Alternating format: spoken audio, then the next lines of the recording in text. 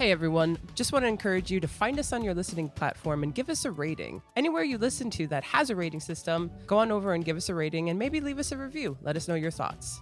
These ratings really do help. Thank you so much for listening. On to this week's episode. It is December 1st, 25 more days till a holiday that some people, including Rolando and I, celebrate, which is Christmas.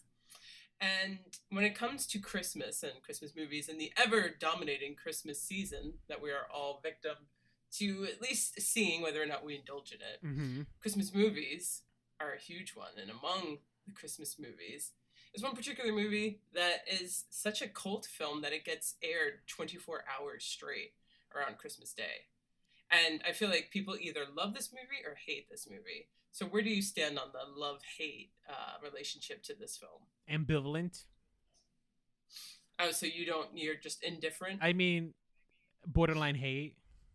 Borderline hate. So just say hate. No, I don't know, because I don't hate the movie per se. I don't understand the obsession with this film. Like, why does it get played, for 24 hours on TBS, right? I think it's on TBS, right? Yeah, TNT and TBS, like, both. Why? Like, I want to watch a Friends rerun.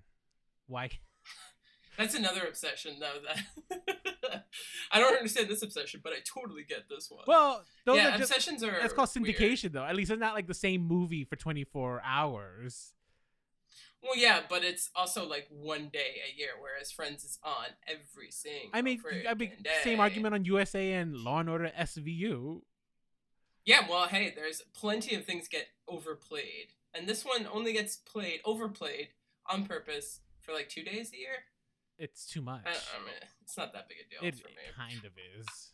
I happen to actually really enjoy this film. So we are, once again, who would have thought we are different when it comes to this? Who would have thought? Who would have thought? And of course, we're talking about A Christmas Story, and we're talking about this new HBO Max revival of the property, the legacy sequel, A Christmas Story, Christmas.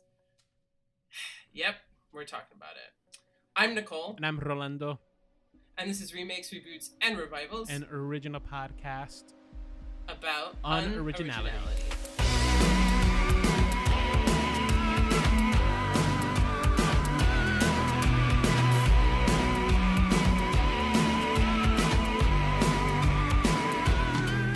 It's been a while since we did this whole thing, but outside of things for the podcast, what have you been indulging in recently that you kind of want to talk about? I mean, we'll be talking about it next week, but I binged the shit out of Wednesday.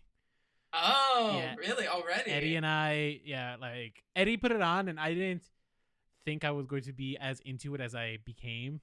And, I'm very, very excited to talk about it next week. But are you aware Catherine Zeta-Jones is not Latina? Oh, yeah, she's Welsh, is she not? Yeah, she's Welsh. She's, isn't she, kind of committing brownface by kind of not, I don't know. I feel like she takes on a lot of Spanish-speaking roles. Does she? Name some. She was the godmother in the Cocaine Cowboys film. I think it was a Lifetime original, but that's a very Colombian role. Cocaine Cowboys. Wait a minute. That was a documentary. Film? That was a documentary. Oh. So this was a movie based off of Griselda, the cocaine godmother. Oh, and she wasn't Griselda. She was playing Griselda, which is also horrible casting because I've seen pictures of Griselda.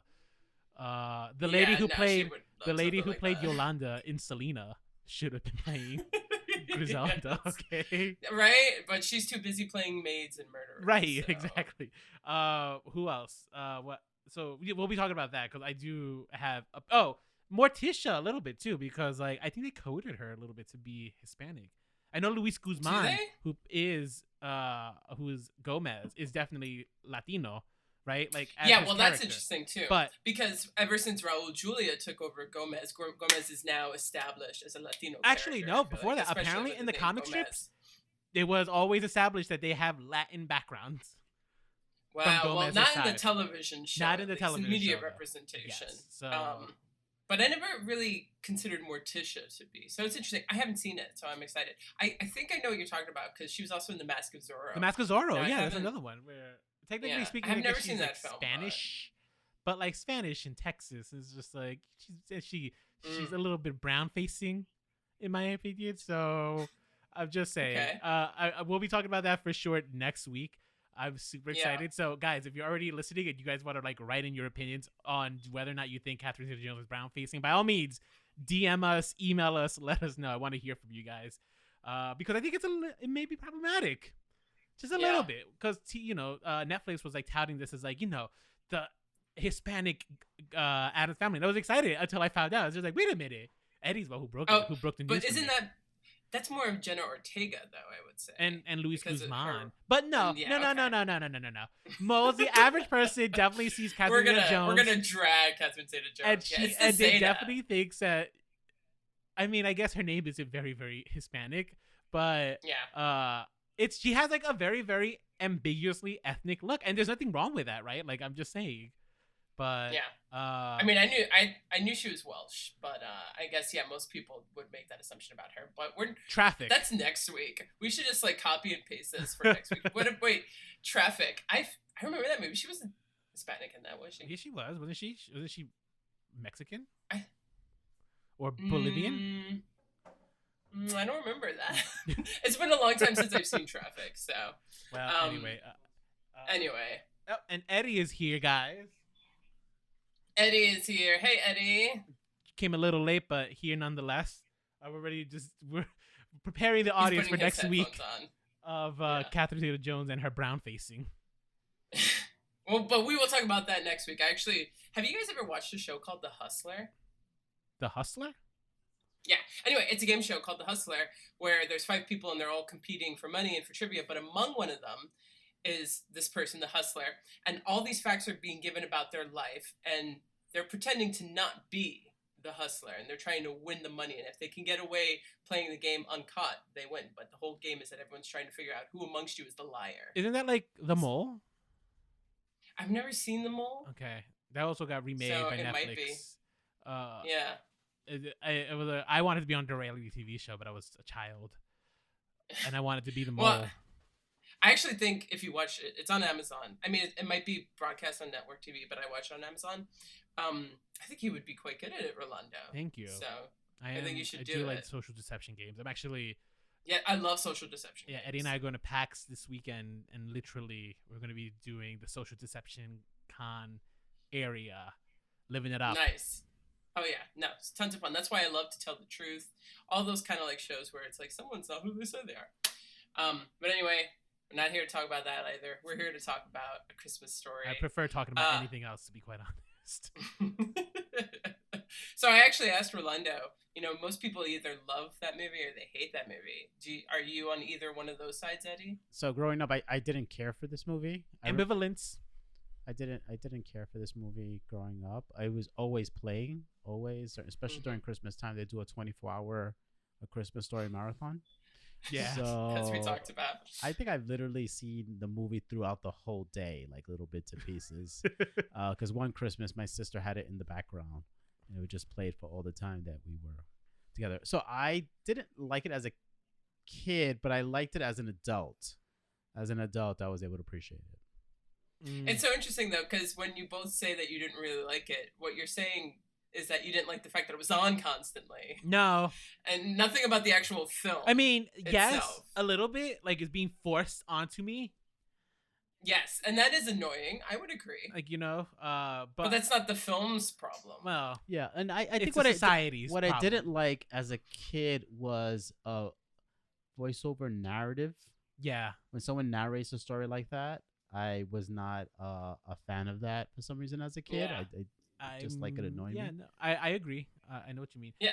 A lot of people are not into narration. You know what other marathon I always hated that would happen during the holidays? The Honeymooners marathon on the WB or Pix 11 now, right? Every and New then Year's the Twilight Day, Zone too. Yeah, they would have the Twilight I Zone. would go back to back sometimes. And also the Honeymooners marathon. I think the Honeymooners one would drive me even more crazy.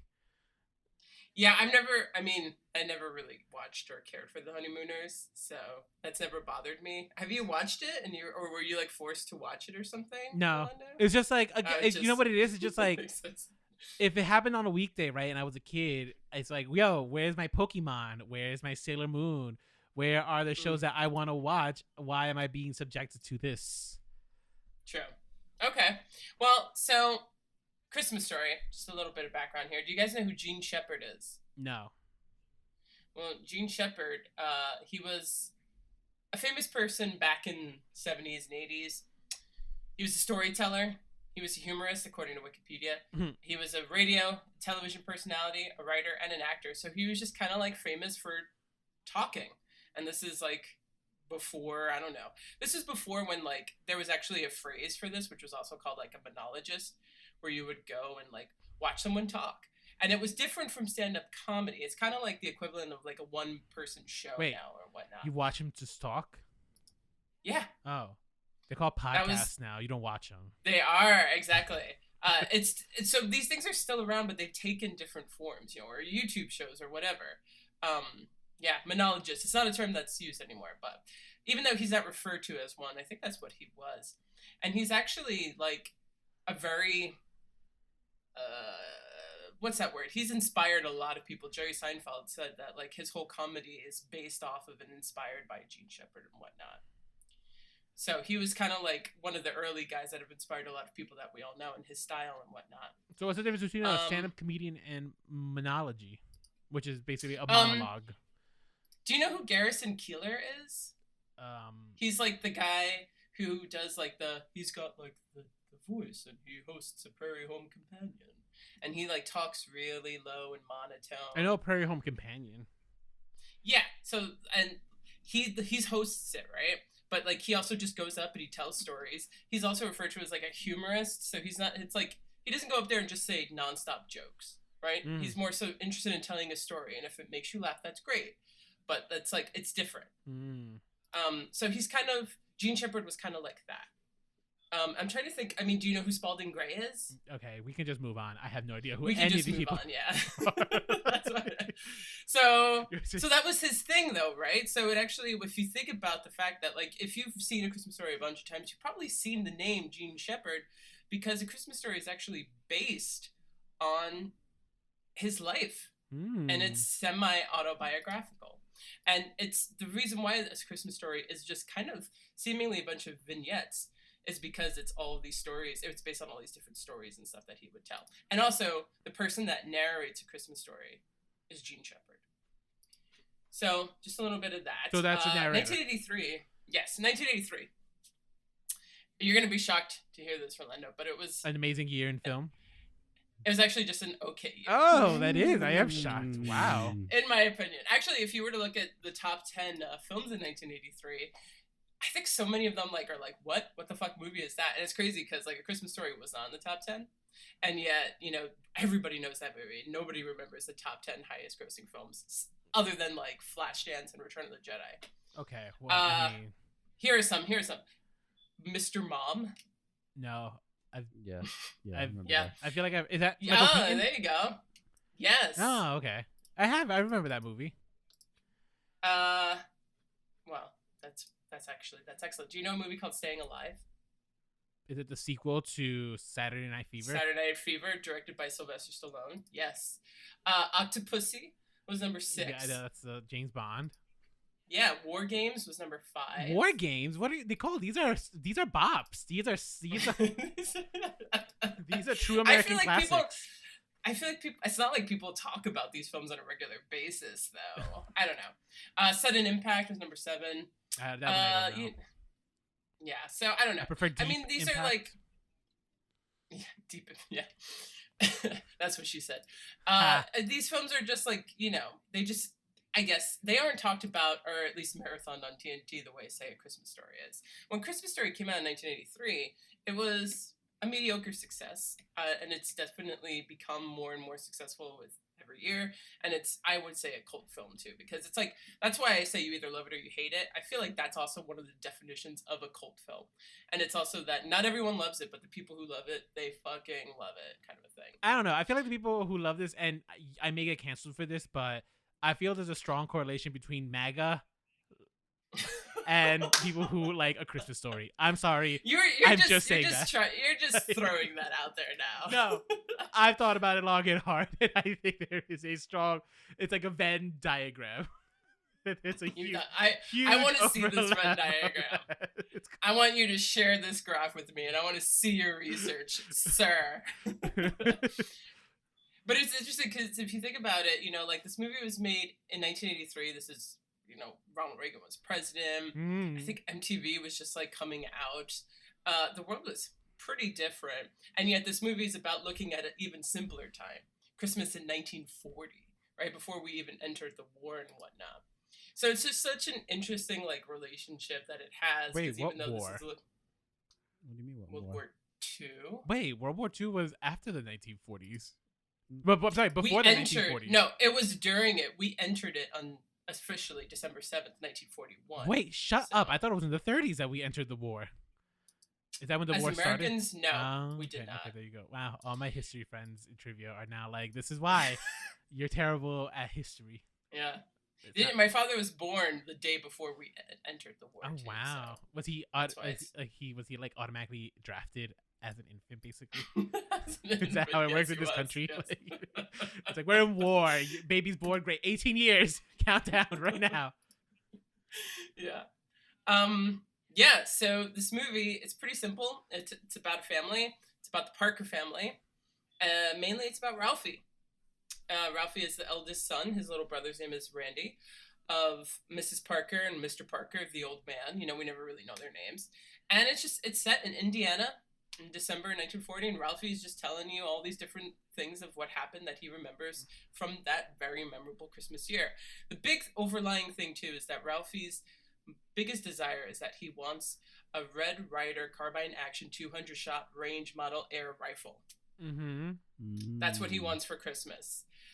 Which is, I think, like, I don't know, like Hopalong Cassidy or some character that he probably watches in serials. I thought it was Lone Ranger. Uses it.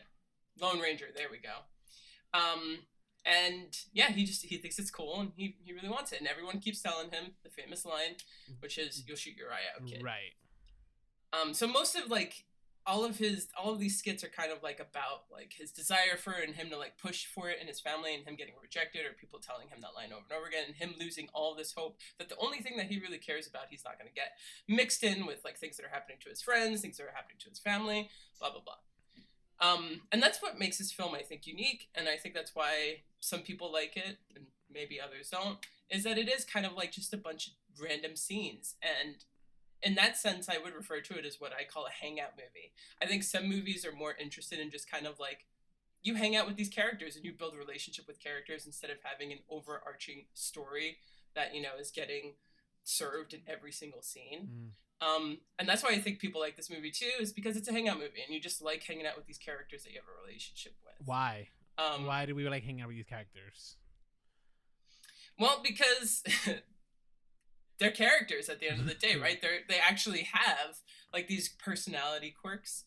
Like Randy in particular, for this little child, is actually such a unique little boy. The way he eats his food in that one disgusting scene, where the pig. He doesn't want to eat, but then he eats like a pig. He gets wrapped in this ridiculous outfit to go to school, and he can barely move his arms. He's like, can't move my arms. It's just like all these little character quirks that it's enjoyable because it's also maybe it's not relatable. Yeah. But You're about to say a word. It's just like, I promise you. What about the father and him, getting mad at the furnace, just constantly breaking down and cursing his ass off, or the dogs who love him and won't leave him alone, and the fact that he doesn't know the word fragile and he calls it fragile. It's just like these little things that they give in the script that make these characters pop out, I think it's actually a pretty good script. Like, I think it's unique. I think it's funny. I think that, yeah, I like it. I like this film. It's probably not my favorite Christmas movie, but I do enjoy it. And I think it's memorable. The lamp, Santa Claus, the little Ralphie's imagination sequences. It's cute. Oh, God, I hate those imagination sequences. Because also, like, they're my back least favorite part. Day, yeah, well, when I was growing up, I didn't really see that too much of those. I think now that's kind of a norm. It is a norm now, yeah. Yeah. So it's interesting because now if we're used to things doing that and doing it better. But I think it handles it pretty uniquely, and also realizes that it's like you're going into the imagination of a child, and this is what it's going to look like. Which is also, I don't know. I appreciate at least the historical lens there of that. Tell me why you don't like this film. The color scheme of this film, it's so bland, it's so boring, and every time I watch it I want to like cry because I'm so bored. I find it so boring. I think this movie is so boring. Like, that's genuinely why. The only part about this movie that I do like laugh at are the lamp is funny. Actually, the lamp scene is good. I forgot how big it is until the rewatch, because now they sell the lamp and there's like a small version of the lamp, and I'm like, yeah, that's more or less how I remember it. The lamp was huge. You know what I mean? Mm-hmm. Like what's the size of a body of a torso, So that's funny. Mm-hmm. But the Santa Claus scene is probably my favorite scene of this film, because it's also filmed like in a horror way, right? With a point of view lens and stuff, and you're just looking at like this poor kid is traumatized by this, like, I feel like scary looking Santa Claus with a red nose and stuff that just kicks him. Yeah. Well, also, Bob Clark, the filmmaker of this, had made another iconic Christmas movie, which was Black Christmas. So he understands Christmas horror. I think that's why that sequence works as well as it does. Wait, really? So. The guy who directed this also directed Black Christmas? Absolutely. Which we covered not last year, right? In 2019. Wow. 3 years ago. 3 years ago. Can you believe that? Can you believe that? That's insane. Yeah. I think these are two of Bob Clark's biggest films.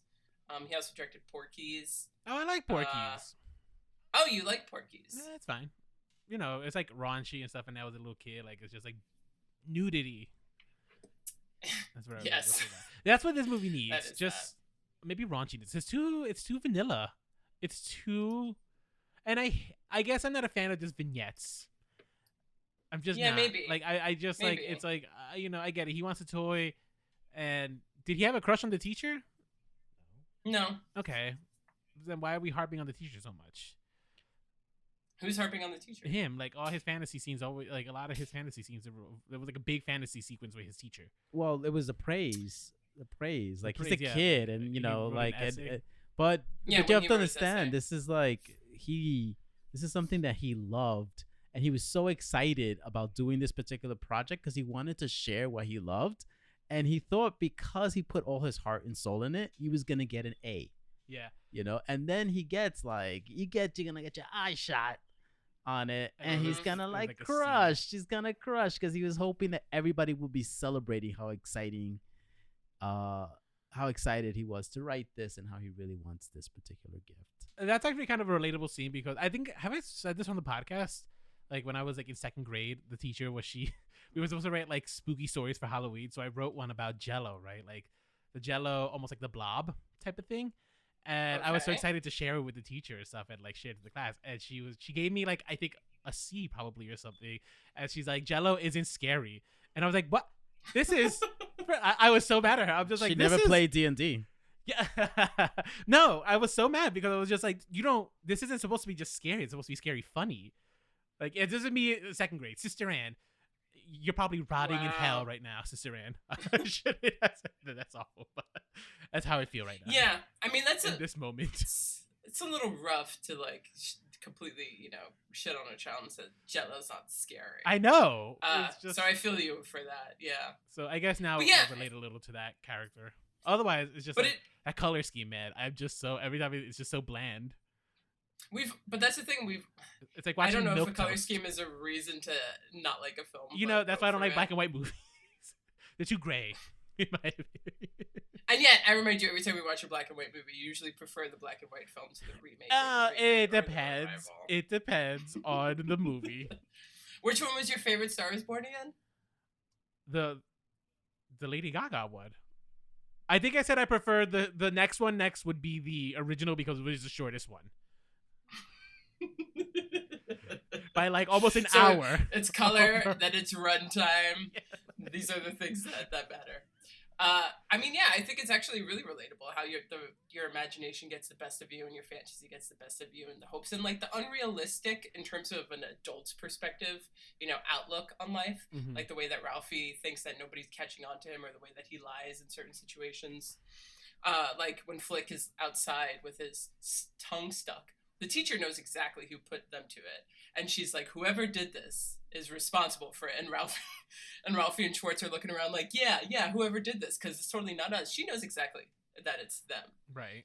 but like the comedy in that scene is like, oh, Ralphie thinks he's smarter than everybody. Well, Ralphie and that's was also innocent, like, though. yeah, Schwartz was definitely more of the guilty party, but like they're both clearly guilty, and they're like acting like they're not, and they acting like everybody doesn't know that they were involved with that. Right. It's just like those little touches too, that it's like all these little kids, and I think it's kind of like a nice mixture of over the top, like meets completely realistic and relatable. I don't know. I think you're being hard on it for no reason. But I said I was ambivalent, and then I said I skew towards hate and stuff. These marathons that happen, they are annoying. But let's not hold the marathon on TNT against the film. I'm trying to think of what. But maybe. I guess I never had that obsession with like a toy for Christmas, like ever. Okay. You know what I mean? Like I never. Serious? Yeah. Can you? That's interesting, right? Because of considering how I am now, I've never had like when I was growing up, I was never like, oh, I need this one thing, this one toy for Christmas. Like I just never was. I was usually happy with whatever I got. That's super sweet of you. But I guess I don't know. I think a lot of people can relate to that, especially as a child. Oh, I'm sure. But I'm sure there's yeah. There's always like the hot toy of the year and stuff. Like like I always want like a place like a PlayStation or something. But I was never going to be disappointed if I didn't get one on Christmas. You know what I mean? Yeah. Well, that's the thing too. Is like I think Ralphie was fine, but then he had that surprise by his father, which is I think actually a really touching scene. Like his father is taking just sheer delight in how happy it's made his son. That he was able to give this to him and stuff. And I think it's a really sweet moment actually, and it's such a nice contrast too, because there's moments where it's just so ridiculous and it's so funny, and then it's got these really genuinely touching moments. So it's like that's why it's like. It feels real, like it feels relatable, because life is full of moments like that that could be kind of surreal and whatnot. So, although I can't relate to having soap being put in my mouth for cursing, but I guess people who watched in the 80s growing up, maybe they could connect with that more. I mean, that's the one thing that I'm like, people did that. I think it's like an urban legend. I don't know. Maybe it's a white people thing. I don't know. Never happened to me. Maybe. I would get smacked across the face. That's what would happen. Yeah. So, I mean, I don't want to harp too much on this movie, because I actually think that we're really here to talk about this new one and what this new one does. And I have a lot of opinions of it, as I'm sure you do. So, do you have any history on this new film? Which also, let's just say, like A Christmas Story, other than being like broadcast in marathons constantly, since 1997, I looked it up, it's been like a thing since 1997 on TNT. It was turned into a Broadway musical. Mm-hmm. It actually already had sequels to it. There's like this whole canon of Parker Family. There's like a Parker Family franchise, but there's other stories that aren't just like these people in A Christmas Story. That's like other family members. There's like TV movies before. And a live that Gene Shepard made. Like a live on TV production. Sorry, Maya there Rudolph. There was a live. Mm-hmm. Oh, really? Wow. I knew this only because of trivia. Last time I went, they showed a picture of her and the dress clearly like A Christmas Story, but I was very confused. And I was like, it's obviously the answer is Christmas Story. I just don't know what version of this it is. And then I looked it up afterwards, like, oh, look at that. It's a live version of A Christmas Story on TV. There you go.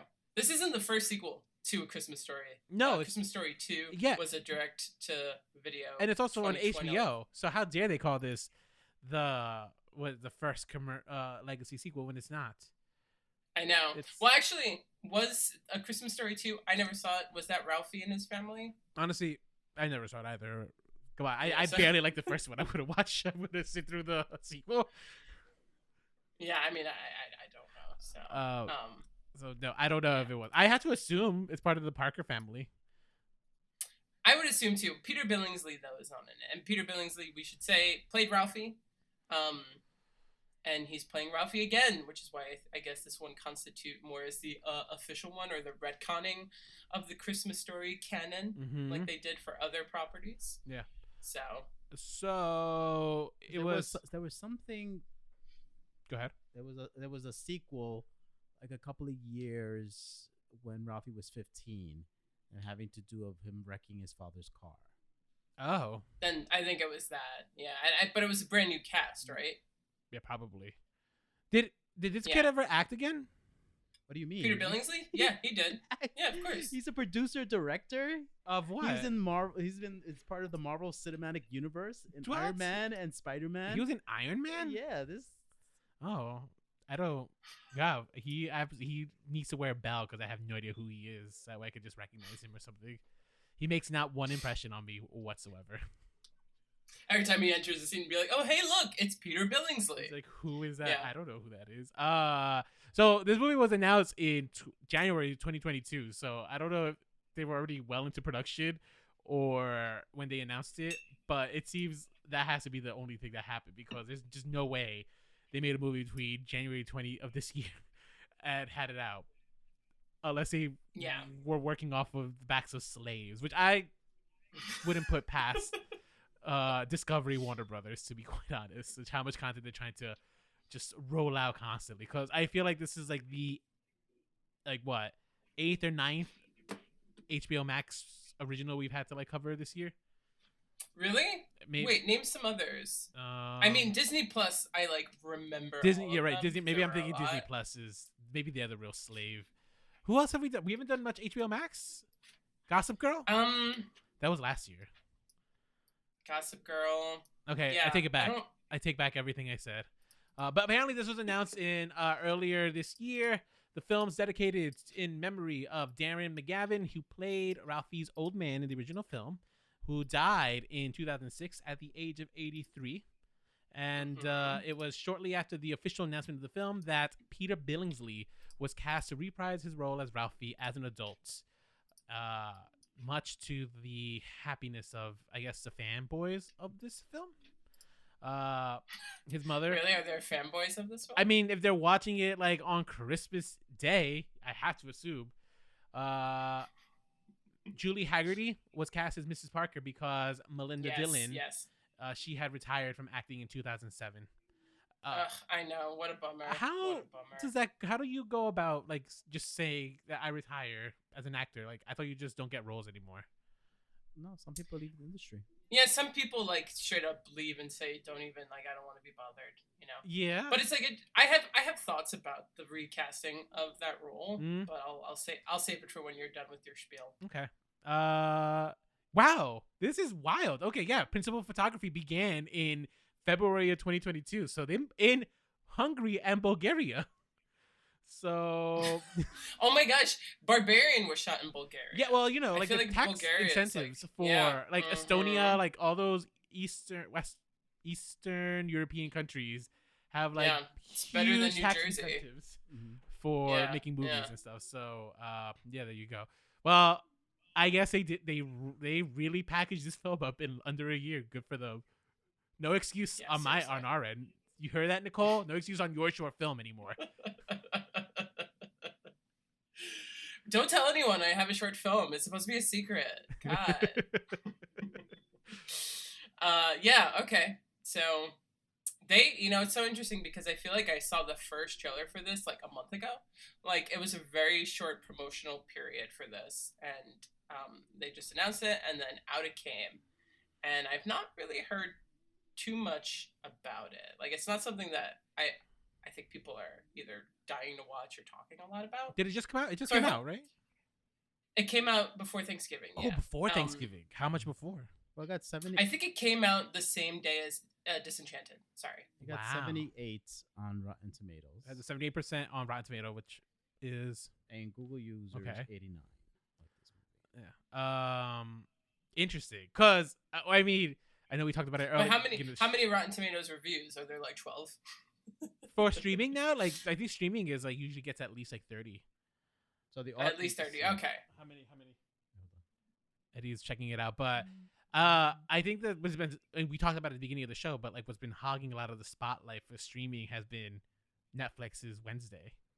Like Wednesday dropped, and they picked the right weekend. Thanksgiving weekend. A lot of people just binged. That was very well promoted too. So it broke Yeah. Stranger Things record. Wednesday. Yeah, I saw. as binge within a short period of time. Makes sense. I mean, the show. I mean, we'll talk about it next week, but I'm very, very It's like excited you're dying to talk about it now. I know. Like, why are we doing Jesus. a boring Christmas story? I haven't watched it. I'm sorry, guys. Ah.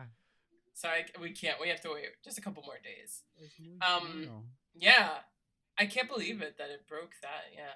Well, A Christmas Story Did Christmas did not break any records. But you know, it's funny because Disenchanted, I haven't heard too much about either.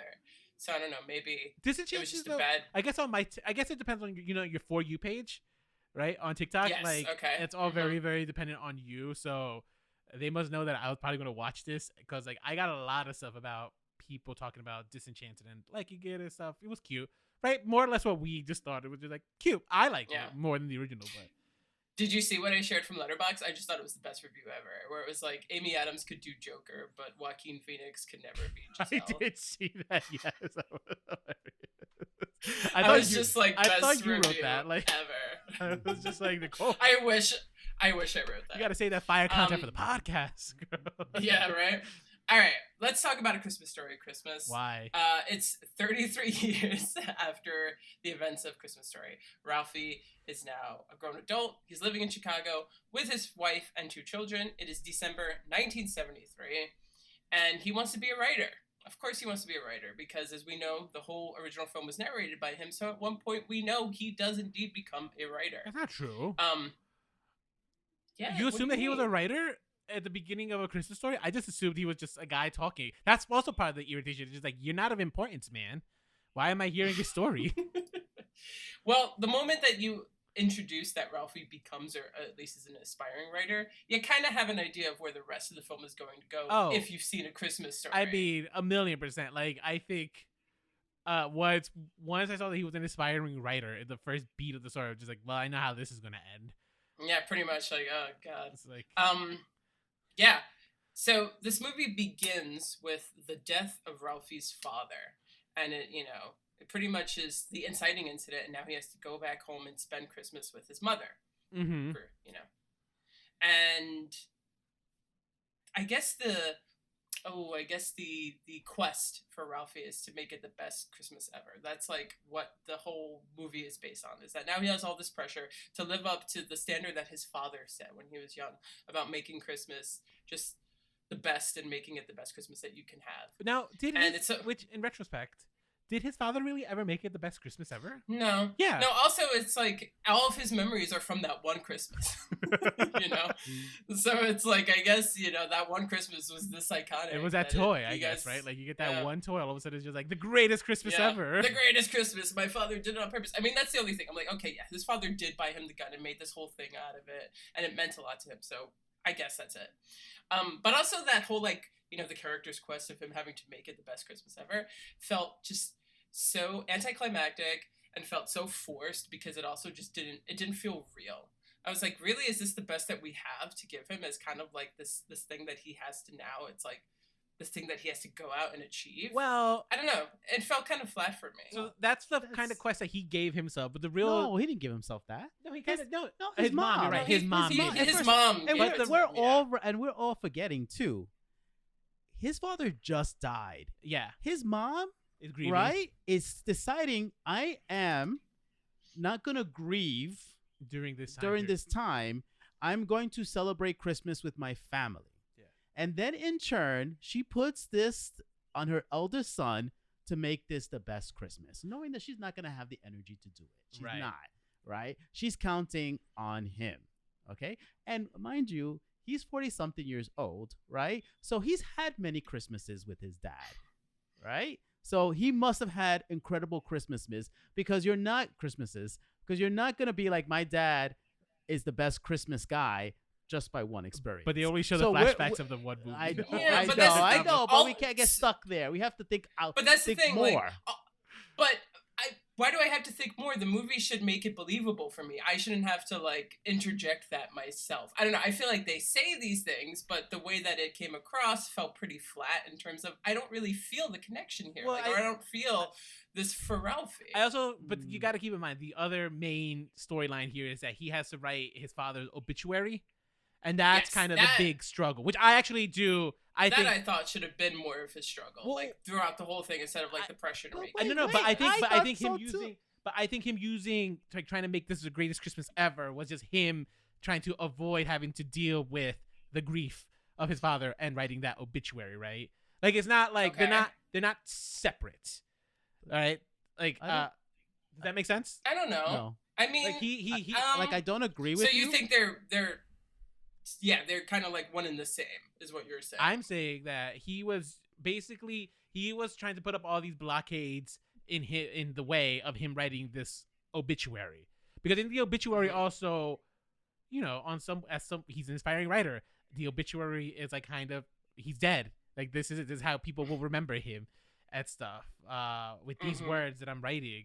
So instead of focusing on that, he ends up focusing on like trying to make this the best Christmas and all these shenanigans that happen. Yeah, I don't know.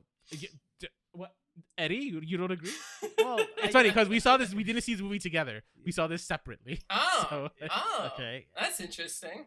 Which I'm glad actually. are you? Oh, you probably are because Well, I would have paused to complain a lot. First about of all, the film. it was my first Christmas movie of this year, and I thought, and I nice. actually thought it was the best way to start my Christmas. Mhm. One, I think the character being now being in charge of stepping into his dad's shoes.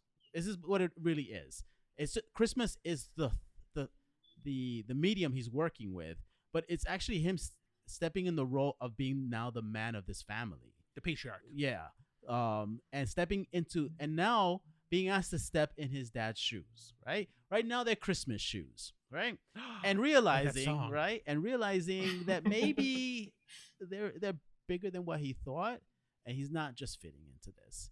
At the same time too, he has a dream, he has a deadline for this dream, he wants to do great for his family, and also let's be real, he is dealing with the passing of his father. Mm-hmm. Okay, passing of his father, and having to now reflect on this man and feeling so limited in writing just a few words on what this man meant to him, right? So he wants to pour himself, but he knows he can't, and it's like it's just so much, there's a lot on this guy's plate.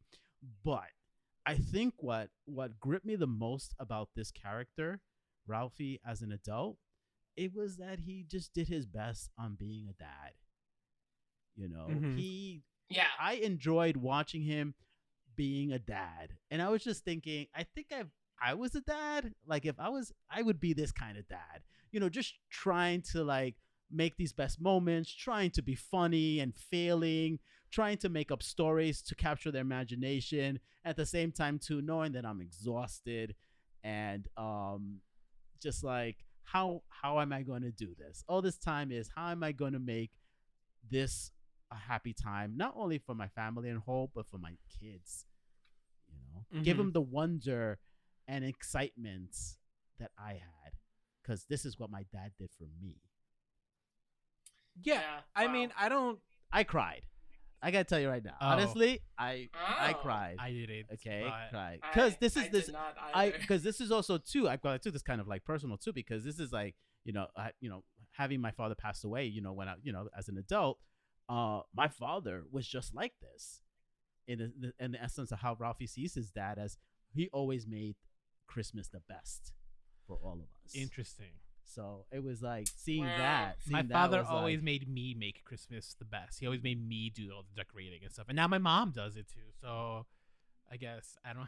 Yeah, so a good movie too will like make you want to connect and relate to it in an emotional way. So I wonder if it's like, okay, did the film not supply me enough, or am I just cold hearted? Because I didn't feel any sort of emotional connection to it, Mhm. and I didn't resonate in ways. I think that overall, like, I see where they were going for, and it was there, but I don't know if it was well executed, at least for me. Because at the end of the day, too, like, everything kind of felt very, I don't want to say phoned in, but, like, his family in particular, I did not feel, like, the family in the original film, they stand out. Every single one of them is like a character upon themselves. You know, like they don't kind of rely on one another. They each are so unique and individualistic and well written. And I didn't feel this way about this family. Right. And I didn't even feel like the mom was like the mom that I knew from the original film. Now, of course, a big reason of that is that Melinda Dillon did not come back and reprise her role. We have Julie Haggerty, and Julie Haggerty I know very well from playing Elaine in Airplane. Yes. So all I saw was Elaine in Airplane. I'm like, why is she in this Christmas movie? She's done so much. Because she's done so much. But like we all know, her most iconic role is Elaine in Airplane. Her doing the dance on the disco floor is just one of the funniest things in a movie. So I don't know, maybe it was also like that, and I was like, oh, okay, so Darren McGavin dies, so of course they're not going to recast his role. But like Melinda Dillon is retired, like we're still going to recast her role? Like it didn't feel right, and it's like this whole nostalgia piece, and it's this whole like everyone's back, and yet one of the most iconic people is not back and has been recast as this new person who doesn't belong here. The new person, so it felt very weird. And the mom, I felt like they wrote her a little bit too like loopy. Like she felt like Phoebe from Friends a little bit. I don't know if she felt like Phoebe from she Friends felt like for me. Friends Phoebe for me, but okay. But she didn't feel like the same mom from. She felt like the guy that lives beneath them. Who's just like would say weird things. What was that guy's name? Mr. Heckles. Heckles. I think it is Heckles. Yeah. She felt like Heckles, and I was like, why is she like not? I mean, I get it that she's old and this whole like weird character trait that they gave her, where she does not throw away food. Like they take the one thing where she's like starving people in China from the original film, and they expand upon it as like this running gag. And I don't know. I saw that it was attempting to do a lot of things, and for me, it was just attempting. Like, none of it was that successful. I will agree that I think one of the strongest parts, actually, was Ralphie being a father. Like, oh my god, I killed my daughter. Oh my god, I killed my son. And she gets a black eye, and he breaks his arm, and all that stuff, and he's just, like, trying his best, while also, like, trying to figure out who he is. You know, I actually thought that was the best, most successful part of it. But, I don't know, I didn't feel that the kids were actually written well. I thought his wife was very wallpapery, personally. No offense to the actress. I also think it's the way that the role was written. I don't know. Like, I saw what it was going for. Did we not just all find out that this movie was filmed and produced in under a year? So, like, I don't know. Like, yeah, I don't know. It felt a little. I agree with you with the wife. I felt like she could have been more fleshed out. I know there was a lot more. What I did enjoy that I would have seen a little bit more is it's how the mom kind of made fun of her daughter-in-law a little bit, you know, with the little things that she would do, like the ice skating thing and stuff like that. But at the same time too, they can sit back and have a drink together in the lounge and like send Ralphie to get all the gifts and stuff like that. So I appreciated like those moments, because that's what family. I feel like that's what makes it less. That's what makes it more three-dimensional character, is when you have like, you can goof on each other and you can get annoyed at each other, but you could also sit back and have a drink or make fun of each other and just enjoy each other's company and appreciate family. Yeah, well, you know, I thought that also one of the more interesting things was the characters that they brought back, his friends, right? Like Flick Schwartz, and then the guy who was the bully, who became Scott Farkas, who's now a police officer. You know, and I actually thought that was probably one of my favorite scenes, where like this guy, he kind of like redeems himself, where he's like, you know, when we were younger and stuff, and he even like says like, when you beat the shit out of me, you know, he's like, I needed that. Like, I actually thought that was an interesting approach, because remember last year when we did the Home Alone movies, and the bad guys were like kind of the protagonists because they were poor. Well, no, the brother of Kevin grew up to be like this gross ass cop. So it's this character didn't grow or anything. I thought we were talking about. They changed it. They did like the reverse, where it's like now this character grew up and actually like he had an arc. Like, sometimes people are just there and you don't really believe that they exist off screen. Well, yeah, I believe that Scott Farkas exists, like he's a real person. Like, you know, that's like when it's well written. But I don't know. What I mean? But is giving him the role of cop then the right choice? Because as we all know, more likely than not, he's probably an asshole still. Oh my like, god! you know what I mean? Can you just see good in No, someone? absolutely not. Jesus. I believe in He ACAB. didn't have. He didn't. No, it has to. He didn't have to take. Like he said. Yeah, he's right. He Any didn't other have to. cop, he would have been spending a night in lockup and yeah. until they figured this Mm. shit I actually out. I did like So- that scene. I thought it was there was like I think that was the cameo we were all like waiting for at that point of the film, right? Because it's like literally Yeah. like the last 10 minutes of the film. I mean, if a better film, obviously I'm waiting for the gay porn parody where like it's Farkas and stuff, like he gets him out of jail and then like sodomizes him with like the baton, Oh my god! you know, Jesus. as is. Yeah, jeez. Can we- Okay, go That's on just there. what would happen in porn, Wow. guys. Can we- I'm so sorry. can we Is it not edit- Christmassy enough for you? Can we edit This that is out? too please? real. Jesus. Yeah, so and there were moments too, like with the Flick and Schwartz thing. There was like they had this movie tried to do like running gags and all this stuff, and sometimes it worked, sometimes it didn't though. And it's always just so uncomfortable when like a movie's like this is the part that everyone's laughing and you're just not laughing. The I triple dog dare Um, you to go down that slide. Are you talking about that part? Yes, well, every time they were in the bar and like the phone rang and that whole gag, like I saw what they were going for, but I felt like they almost got there with it too because it was like, oh, what's the real threat here? Like I- they're just gonna hang up and say I you're think- not here and I that's think it. that's such a generational Yeah, I think so too. situation. I think that's a joke, but not for us per Right. se. Like I- we're I the really tail feel end it- of that Yeah, generation. yeah. It's just like because I've seen that too done in like in movies in that time period. That joke of like the phone rings, it's your wife. I'm not here. I'm not here. You know, I can't tell I'm not Yeah. here. So I've seen that. I've seen this done Why does she before. sound like a smoker? Yeah. But yeah, I mean, I've seen it done before too, and obviously we can't Yeah. really connect with that kind of life or whatever. But like, I don't know, I just didn't feel like the gag ever worked fully because it's like this whole dramatic thing, and all the people do is just say, "Tell them I'm not here," and that's it. Like, I don't know, Yeah. there's I- not I- like I- really like the threat of the family finding them or they're coming or something. Well, I'm not getting exactly why that was important to put. You could have not done that and Right. everything would have just Yeah. been like hanging the bar. I can only imagine is indicating that this is like the safe haven. Mhm. You know, you come here, this is your safe haven. This is kind of your escape. you you come here know, to get away. You got to from get your away family. and stuff like that. Yes. I think it's also part of the rule of threes. Like usually on in films, like you want to follow that rule of threes, right? We saw it twice. It happened twice.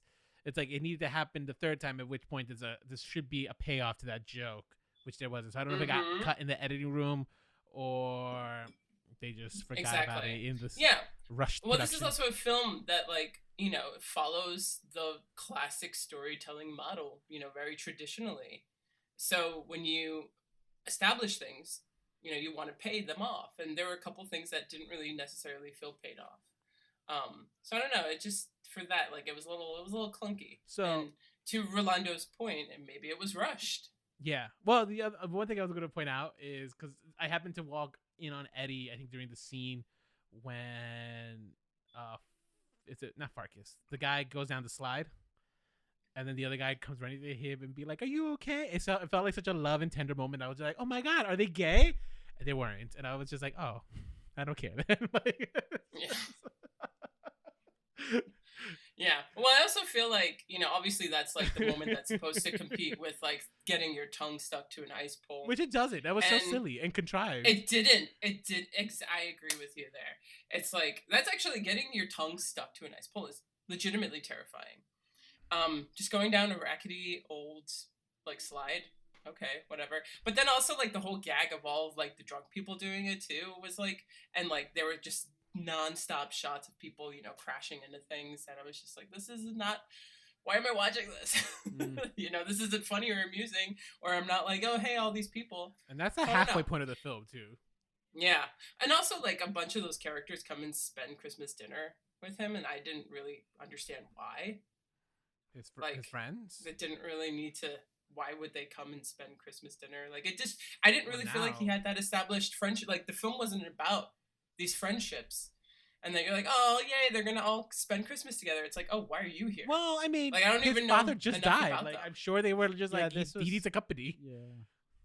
Yeah. I mean, I guess, but he's got his family. Like, So, I don't know. Wow, you're okay. But that's the thing. He doesn't have that kind of relationship with his friends. Like the movie does not establish it. But like he didn't that. have that relationship because he wanted to be like a writer. Yeah, right. Like he didn't have he told himself, I'm not coming back to this town until I make something of myself. And he's kind of in his mind a failure, right? Especially after getting turned down by all the publishers until the very end of the film. So that's also, I think his friends are kind of like realizing that he's struggling with that a little. Maybe I'm reading more into this film more. I think you guys are reading. Well, maybe you, Orlando. I'm not gonna say both of you, but like I think you might be reading into it because it has to establish that in the film. I mean, it doesn't necessarily do for that. a movie that has narration. Did they not do a good job of narrating it? Because it's literally right there at the very beginning of the film. So. But what's right there in the very beginning? The literal line is I was missing all my friends and wanted to spend Christmas Day with them. I told my friends I would not see them until I am an established writer. I feel like a failure right now. Like it's kind of what he literally says. I don't know. I feel like though it's a stretch because also in the original film, it's all about the family. It's not like Flick and his family came over for Christmas and Schwartz and his family came over and the Farguses and the Bumpuses came over. Flick it was just about them. He's just a raging alcoholic, right? I guess so. No, I think that's Schwartz because Flick's the one who owns the bar. Okay. Schwartz is also the one who aged the best. I think. Yeah, he looks like he hasn't really changed. It just felt like an arbitrary thing, and then all of Ralphie's friends come over and celebrate Christmas. Like wasn't emotionally, it didn't really make sense, and it wasn't very satisfying as a viewer. It more so just kind of confused me. Okay, I mean, I think honestly, you're showing your Grinch side more than me on here because it's just like, wow, I literally invite usually for Christmas Eves all the vagabond friends that I have. You know, the ones with like their families are far away or they're too cheap to like travel. So it's just like right. I mean, well, we're not talking about you though. We're talking about. But I see myself in this Ralph, is what I'm trying to say, more so than the original. You see yourself in this Ralph. More so, yeah. I think I relate more to this. Because of that, did you? I enjoyed this one. I enjoyed this. I enjoyed the new one much more than the original. That is not to say because it reminded you of yourself. Because I had like there were things that I could like kind of empathize and relate with, as opposed to the original one where I just never really related to those. That's 1940s, like that's almost 100 years ago at this point, right? Like what am I? How? You know, this is just narcissism. Of course, but that's how. But isn't that how we view all films through our own personal lived lens? Not all films. I do literally. I personally do not. I'm able to enjoy a story for a story. I can enjoy a story for a story, but then I also love to like imagine, like, but what would I do? You know. And that is the barometer in which that's why he's done every podcast. That's why Eddie and I literally sometimes takes like an extra hour to get through a film because it's me pausing it, being like, "What would you do? Like, this is ridiculous. Why would he say this?" And then we just argue about it. Nicole, this is why he hates doing movie night at your place because he knows he can't do that. So he's like, I can't believe that they wait until the entire film is over to discuss it. I do. I like to discuss. He likes to break it down as it's happening. I'm like those characters. Yeah, I've noticed. What is it? The space science theater, mystery science theater. Mm-hmm. Yeah. I don't mind talking. I mean, excessive talking is one thing, but if you're talking about the film, I don't mind people talking. If you're talking about things that aren't about the film, I mind people talking. It's you bring the lived experiences through the lens of the film. I don't mind that, but if it's excessive and I can't hear the dialogue, well, that's why I pause. It's different. Yeah. I'm a decent human being, you know. I'm not. Most people don't watch movies that way. I'm sorry. Next time you come over, I will pause. I'll be like, "This is the Rolando moment where we're gonna talk." I'm gonna start a Twitch channel in which we're gonna watch movies. I'm gonna say, "All right, guys, we're gonna watch this movie."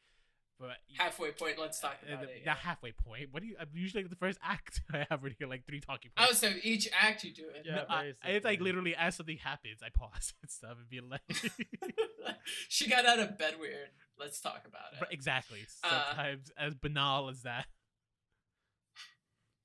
But no, yeah. I mean, I guess this movie ends with the way that if you've watched movies before, you can kind of see it coming. Is that the piece that he writes about his father at the end just so happens to be the original film of him talking about that one memorable Christmas of 1940 when he really wanted a Red Ryder BB gun. And it's interesting too because his narration then turns into Gene Shepard's voice. That was weird. I don't know why they did that.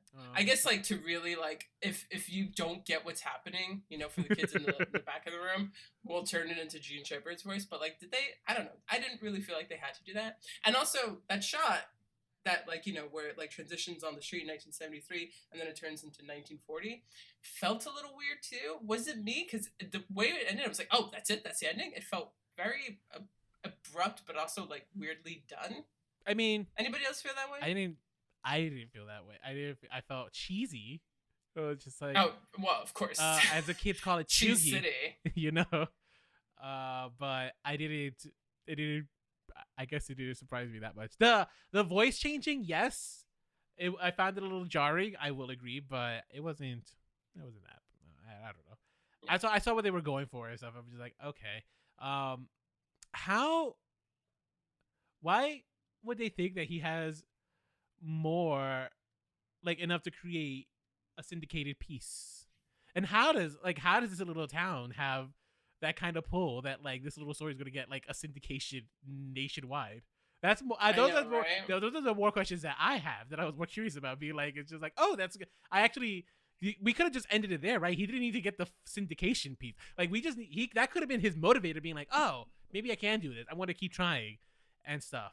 We didn't need to have him getting his piece syndicated and like getting a weekly column or whatever, because just like who is reading that? Not. Yeah, it's just such a classic Hollywood way to fix the ending. I will say though, the moment that really worked was that the fact that they got all their gifts stolen, but then when they wake up Christmas morning, there's gifts there, and it was from his father. No, that wasn't. That was I thought that was a very nice moment. Yes. Yeah, that was a sweet touch. I thought that was cute. Which I guess implies that father knew he was dying. I guess, like probably, like I'm assuming. No. Yeah, maybe. Or maybe he just gets his Christmas shopping done super early. Oh, I'm so jealous.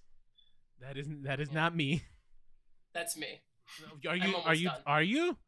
I'm almost done, yeah. I literally just started. I have one person half crossed off. Yeah, I mean, you know, I thought this film was fine. I don't think it was bad by any means, but I just, you know, what made the film so unique as a person who enjoys the first film, and what made it, you know, like what I find charming and successful overall, I felt like they were trying too hard to relive in this film. Yeah, it felt regurgitated back at me, and obviously when something that has been regurgitated isn't quite as tasty. That's how I feel about this whole film. It's like, oh, I see all the things that I liked about the original film, and I see you guys trying to do it here, but it's just not the fucking same. Yeah, I guess more or less this was a remix of the original film, but to cast older. No, of course. I mean, it's just like Star Wars: The Force Awakens or Mary Poppins Returns, where we're just gonna take everything that you like about it, and this is what you came here to see, guys, right? We're gonna redo it all for you. And sometimes that works, sometimes it doesn't. And for me, I was like, well, this doesn't hit the same way that the original does. And it's very much its own film, which is a good thing. So, but it just doesn't hit the same. Considering this is like another holiday legacy sequel, right? How is, because more or less the way I feel about this movie, actually, I guess I like this movie a little bit more than I liked Hocus Pocus, which is another legacy sequel, legacy sequel, where wow, interesting. Yeah, because I never liked. So here I have the opposite, right? Where like I didn't like the original one, so this one is just like, okay, I like this one more, I guess, as opposed to Hocus Pocus. I do like the original one, and then I was just like so disappointed by the new one, right? So I don't know what point I'm trying to make other than you know. It was a gamble. Just talk about it yourself. Yeah, it was a gamble that HBO Max, Warner Brothers took here, and but it also feels like they didn't have a lot of faith in it. Again, they spent very little time promoting it, and they just threw it on HBO Go. It was a fast production. Well, honestly, everything was fast. Yeah. Honestly, like I think this might be a result of like the Discovery debacle that's going on behind the scenes at Warner Brothers and HBO. You know what I mean? Probably. So this could be like just like as to why it hasn't gotten the release. Although that's interesting because I'm pretty sure the leadership of Discovery has made the adamant point of like all movies now, they're not going to get exclusive streaming rights first. They're going to go to theaters first, right? Actually, that movie that we were going to cover earlier this year that like disappeared is going to get that's going to get theatrical release, which is just like ill. Why? I already saw the trailer in theaters. I don't want to see that in theaters. Well, I mean, they want people to go back to theaters. Theaters are dying. It's not going to be an experience that we can really have anymore, and it's a crisis for people who care about it. So I don't think the theater is going to die, but I think it's just like people are just going to be more selective of the movies they want to see in the theaters. I'm not going to. Well, they are already doing that. But I mean, of course, Hollywood's not going to make it a thing if the numbers aren't there. Like that's just like if people are going to stay home and watch movies, then they're going to do that more. Mm-hmm. So I don't know. I do feel like they are. It's endangered. Let's say that movie theaters are endangered. So they're not gone yet, but they can be if things don't improve. And like we had this whole discussion about it the other day too. The numbers are just not what they used to be in 2019, 2018. Pandemic really did mess things up, but also like everyone's gotten used to it. Why should I go out when in 2 weeks, a month, it's going to be available for me at home? Well, I think the other factor that we're not taking into consideration that we haven't, but we should now is just the outlook on the economy, right? Like it's just like things are more expensive. It's just like, is this the right thing to spend money on when I'm already paying for all these streaming services? I'll just wait. No, absolutely. I mean? And movie theaters have to survive on concessions, but if like you bring your whole fucking family and everybody wants their own thing of popcorn, that's a lot of money. It's like expensive, Also, in September, I don't know if you guys remember, but they had National Go to See a Movie Day. I think it was like Movie Theater Day. And every single show at all times was $3. What? And yeah, that happened back in September 1st.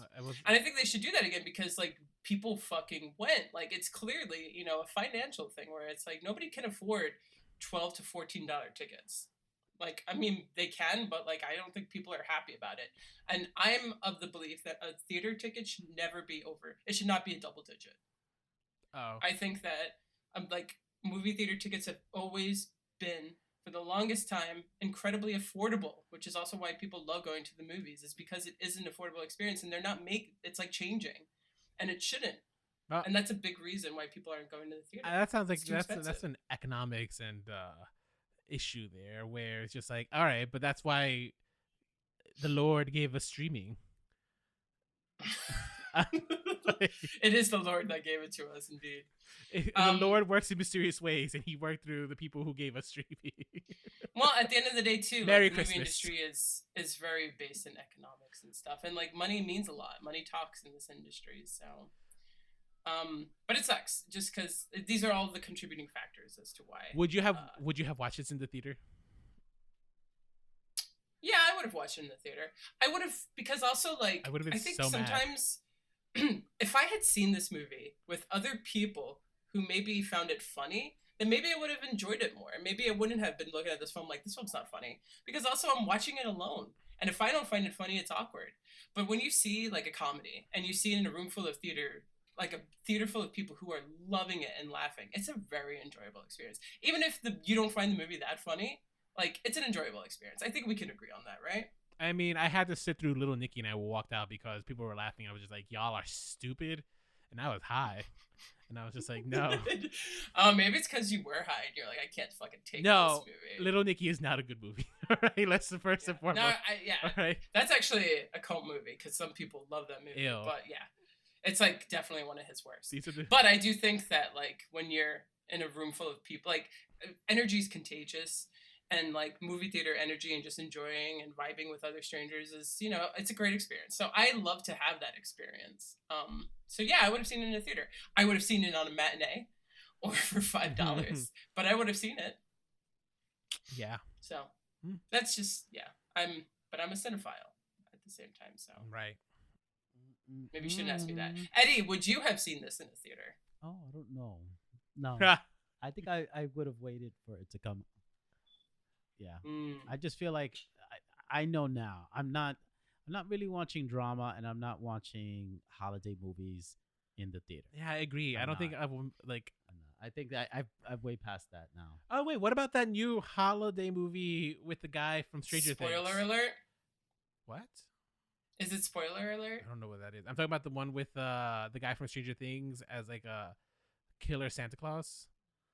Oh, Violent Night. Violent Night. Like that, what I would consider watching in movies, theaters. Yeah. Well, that's an action movie. Right. Action movies. See, I guess maybe that's just it. It's just like I think you just gotta. This sucks for you, Nicole, but like I think the theater is not just gonna be for spectacle.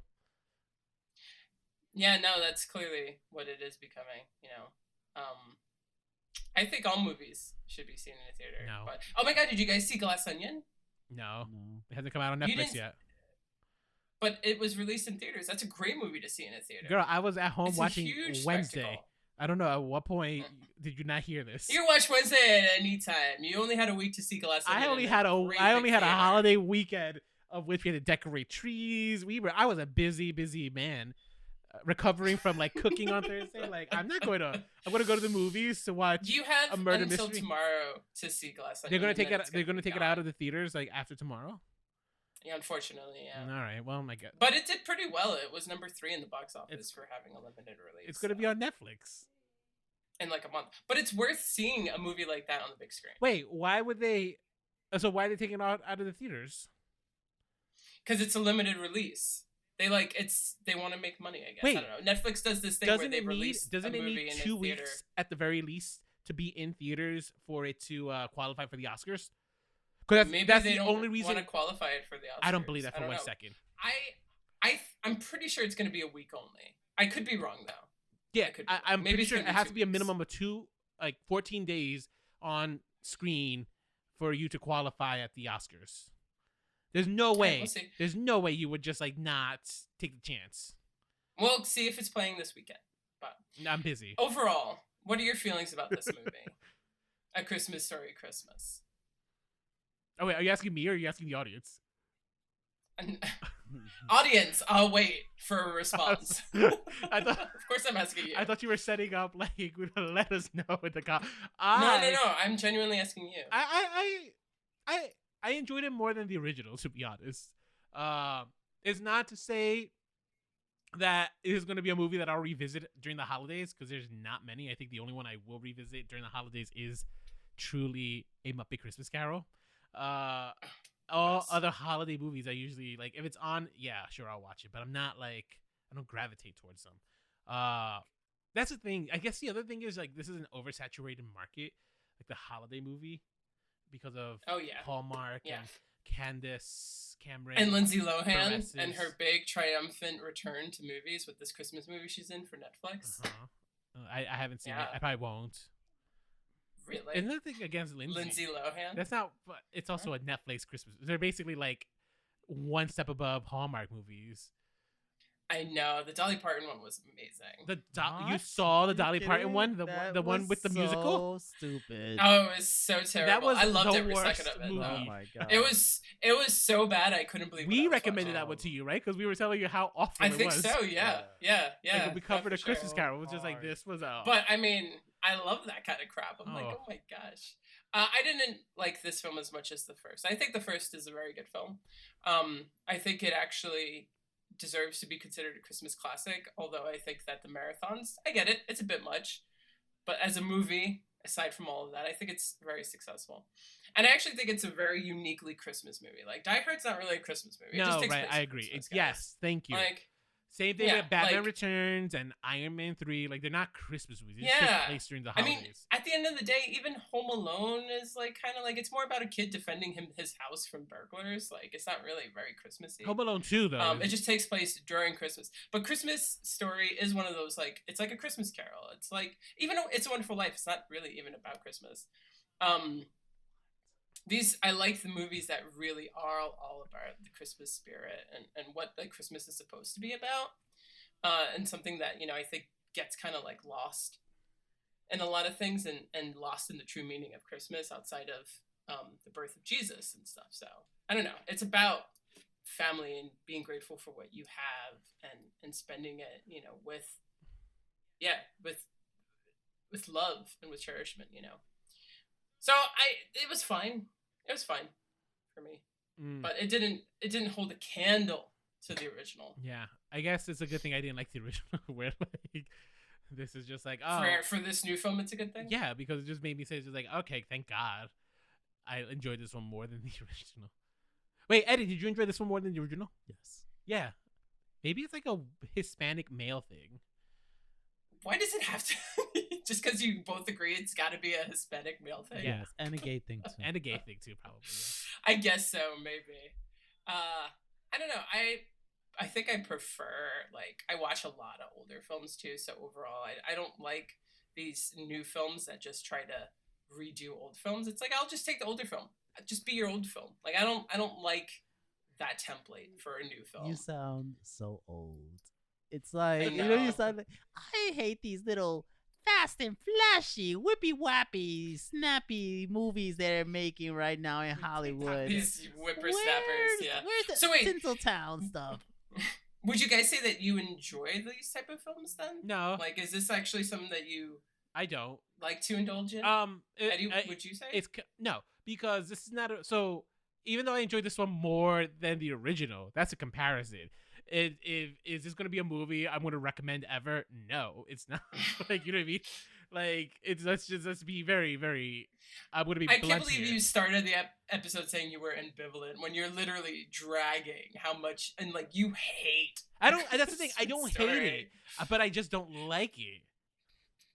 I really then wonder, how you would react to something that you truly do despise. Like I guess we got to do a whole episode about Little Nicky, just so I could get a sense actually, of the difference. Constantine, that movie with Keanu Reeves, is getting a legacy sequel, Okay. and that's the first movie I've ever walked out of. Oh, Yeah. But wait a minute, Little Nicky came out before Constantine. Okay, so maybe that's the second movie, but those are the two movies that I have distinct memories of, like hating to the point of walking out halfway. And Oh wow. I think for Constantine, I went to the booker. I was just like, "Can I get my money back? This movie's awful." Wow. And they said no. And mind you, Yeah. $5 for a high school student is a lot. This is That's true. like that's half a blunt right there, you know? Yeah. All right, guys. Well, that's it on A Christmas Story Christmas. What did you think? You could share your thoughts with us if you email us at remakesrebootsrevivals@gmail.com. Hit us up on Instagram at remakesrebootsrevivals, on Twitter at remakes_podcast, facebook.com/remakesrebootsrevivals. We're also on YouTube. And if you like this podcast, please follow us, rate, leave a review on whatever platform you listen to, whether it is Apple, Google, or Spotify, or any other platform that I haven't mentioned. And last but not least, if you'd like your voice to be heard and you want to call in and leave us a voicemail, you should do so by calling this number. 862-248-2326. That's 862-248-2326. Have you heard my cat snoring at all? Because he's like right there and he's been snoring this whole time. I haven't, but You haven't? I wonder if my mic's gonna pick it up. 'Cause well, this mic does that. this mic is connected to our streaming device, is it not? So we would have been hearing it. Do you hear it now? No, I just heard my dog. Oh, we hear our own animals, so. Well, guys, that's it. Happy December. Happy, the year's almost over, and I can't wait for our end of year review. I think it's going to be a good one. I think I'm excited. Yeah. I've actually put thought into this year's. Nice. Because this is. I mean, it's not. Is this our first full year back since the pandemic? Or was last? I guess last year would constitute, but like last year, it's really picked up. I feel like around maybe May. Yeah, I think last year we were So still I would suffering say like the this was a full ramifications of the year. pandemic. Yeah. Like this year is like the first full year that we've had of like a lot of stuff. Absolutely. Too much stuff. And guys, be on the lookout if you do follow us on social media, because we're going to do an audience poll of what they consider to be the best property that we covered this year. So we want you to vote for that. So yeah, be a lookout on Instagram and Twitter for that. And until next time, stay unoriginal.